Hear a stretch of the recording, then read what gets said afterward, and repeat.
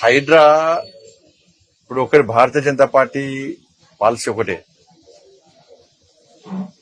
చెరువులు కబ్జా చేసి, ప్రభుత్వ భూములు కబ్జా చేసి, కుంటలు కబ్జా చేసి, అక్రమంగా స్వార్థం కోసం నిర్మించుకునే దేన్నైనా కూడా వాటిని చర్యలు తీసుకోవాల్సిన బాధ్యత ప్రభుత్వాల మీద ఉంటది. దాన్ని ఎక్కడ వ్యతిరేకించే ప్రసక్తే లేదు.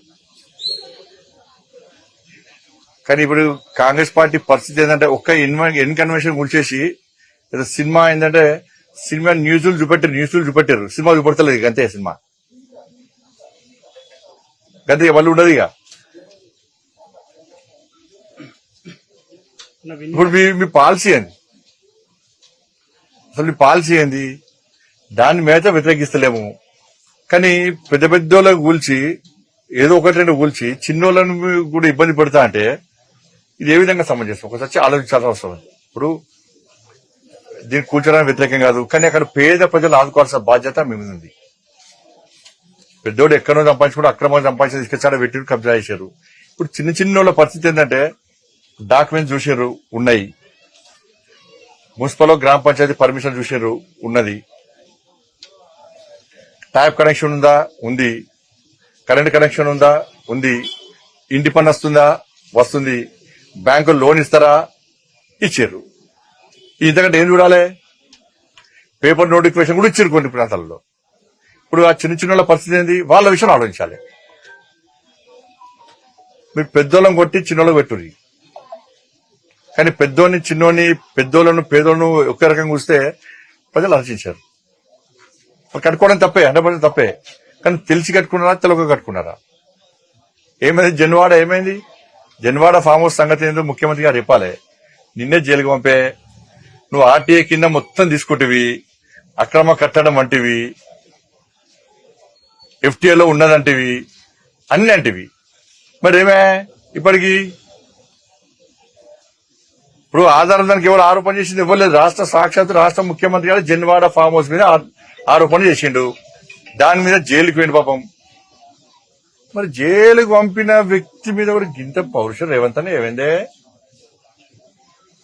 కట్టేస్తూ ఏంది రేవంత్ అని ఎవరన్నా? ఆ విషయం ఏమైంది మరి?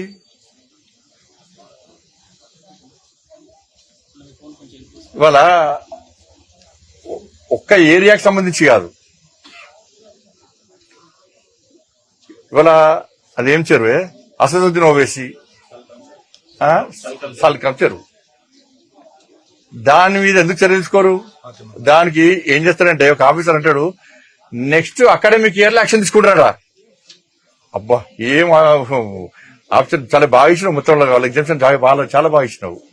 దానిలో విద్యార్థులను ఆదుకోండి, దానిలో విద్యార్థులకు అన్యాయం చేసేటువంటి ప్రయత్నం చేయకండి. అంతకంటే టాప్ కాలేజీలో అడ్మిషన్ ఇప్పించండి, వాళ్ళకి ఏదో రకంగా వాళ్ళకి వెసులుబాటు కల్పించండి విద్యార్థులకు. కానీ దాన్ని ఎందుకు చర్య తీసుకోరు? అంటే దానికేమో 1 year ఎగ్జామ్షన్ ఇస్తారు, మిగతా వాటం కూర్చేస్తా అంటారు. ఇది ద్వంద్వ విధానాలు. కొంచెమన్నా ఆలోచన ఉండాలి. చెయ్యేస్తే మీ సంగతి చెప్తానాడు, వాళ్ళ కాలేజీలో చెయ్యేస్తే మీ సంగతి చెప్తానాడు. మా అటువంటి గుంజుకెళ్తాం లోపలికి. ఇప్పటికే బుల్డోజర్ పెడతాం మేము, మా ప్రభుత్వం అయితే యాక్షన్ తీసుకుంటాం, అందరు తీసుకుంటాం. అంటే వాళ్ళు ఇప్పుడు ఎగ్జామ్షన్ ఇస్తారట. ఏమైంది పౌరుషం? అర్థం కాదు నాకు. ఇది పౌరుషం ఎడమైంది మరి. చెయ్యేస్తే సంగతి చెప్తా అంటే వదిలిపెడతారు. ఇప్పుడు అదే విధంగా మీరు ఎగ్జామ్షన్ ఇస్తే, వెసులుబాటు ఇస్తే అందరు చేయేస్తా అంటారు. అందరు చేయేస్తే మీ సంగతి చూస్తామంటారు. అందరికి ఇస్తారా ఇప్పుడు? అంటే పాకిస్తాన్ లో అదేమన్నా బంగ్లాదేశ్ ఉంది. అది దానిలో విద్యార్థులకు న్యాయం చేయాలి, విద్యార్థులు అకాడమిక్ ఇయర్ వాళ్ళు నష్టపోవద్దు. కానీ భవనం సంగతి ఏంది? అసలైన తొలి వెలుగు.